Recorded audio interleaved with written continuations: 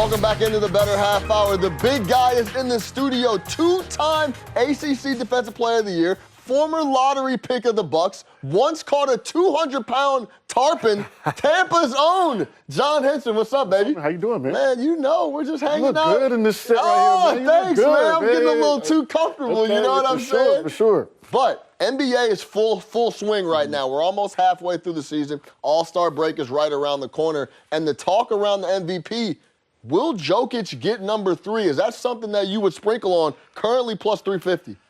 I can't see the media having the guts to do it. 3-time, I think to win that third one, you have to be dominating, which he is statistically, but I don't think his team is doing what they need to do. There's times they're halfway through the season. I really like Tatum or Luka, but there's time. You know, it's 40 games left, and it's wide open as it's ever been. One thing that's interesting that I've had a couple conversations about is some people don't think Jokic should have won number 2. Now, if he has an MVP caliber year 3 times in a row, that kind of validates number 2. Yeah. So it's like, okay, we won't give him 3, but he won a legit. He was one of the best players in the league, bar none. Maybe the best player in the league for 3 straight seasons. Yes, I mean, he's in that conversation. I think we also got bored of Giannis. I mean, Giannis has been in that conversation even last year. I think Embiid didn't get the love he was due and the respect he was due. So, you know, if Embiid actually was not injured early, I think he would be, you know, higher in these odds. But, hey, that's basketball. It's the game of basketball. We'll see what happens. It's gonna be fun. Luka at plus 275 is interesting. Now, if you remember coming into the year, 3 years in a row, he's been the favorite. Right. They kind of want to give Luka that hardware, that MVP. He's got the narrative. Everyone loves Luka. I haven't come across anyone that doesn't love Luka or his game. Right. At 275, I believe that number's only going to go down. All right, let's move over to the Western Conference.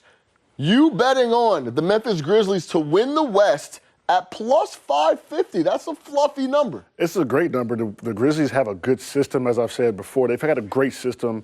They play well even when there's injuries. They've got one of the best young dynamic players. When they are healthy, they're a tough team to beat. I like the little sprinkle on the plus 550.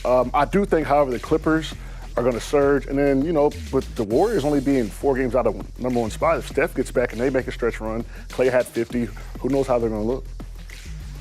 I need to see how Desmond Bane is, and I need him playing consistently because the one thing that does worry me about the Memphis Grizzlies is they don't shoot the 3 very well, and they don't even put the attempts up. Yeah, Ja's a guy that's going to the rack. Tyus gets a couple shots up, but he's not playing as many minutes as some of these other guys. They need Bane. Bane is a key piece for their offense. When he's rolling, they're rolling. He's getting back healthy.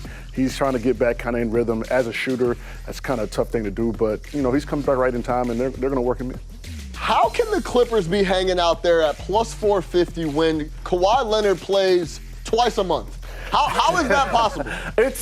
They're hedging it. They're saying, hey, look, they're trying to lock you in. Might be a little bit of a trap, but I think as the season goes on, the minutes are going to increase. I think they have a plan for them, and I think in the last 20 to 25 games, if the Clippers are right towards the top, that's a good bet. You think they're holding on to Kawhi's? But I feel like we've been saying that for years now. Yeah. We're hanging on to Kawhi until the end of the year, and then something happens. This is the best roster they've had.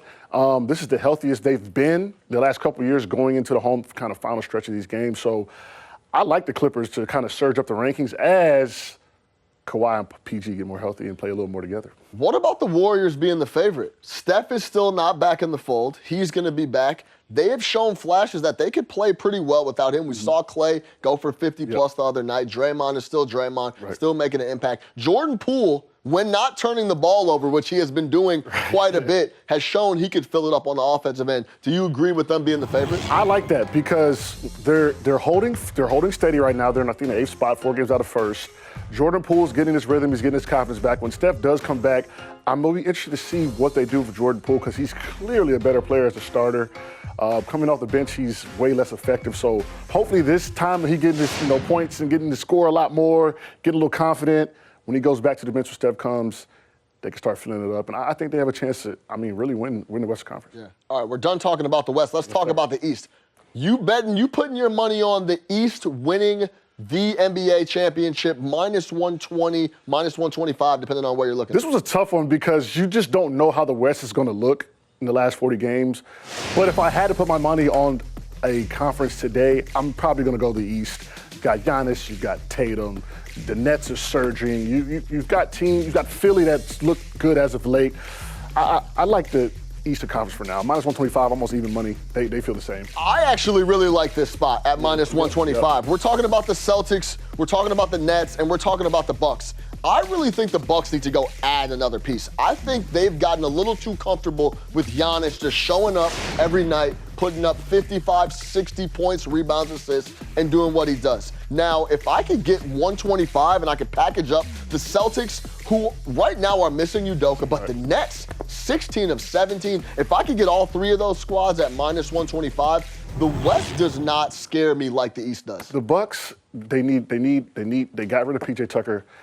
They need to go get Jay Crowder. I think Jay Crowder is an integral part of what they need to do. That's PJ. They need a guy like that, and PJ was so impactful for them. I think they should have done more to keep him. I know he was 35, 36 years old, but PJ does so much that's not on the stat sheet. Jay Crowder's another guy. He's waiting in the wings. I think Phoenix is like, you know what? We're not just going to – we could end up playing the Bucks in the finals. We're not just going to give them to you. So, right. Hopefully he gets somewhere he plays well. But if the Bucks get a guy like Jay Crowder, it changes the dynamic of their team. Yeah. I'll take minus 125 on all three of those squads in the East. Always a pleasure talking ball with my guy, John Henson.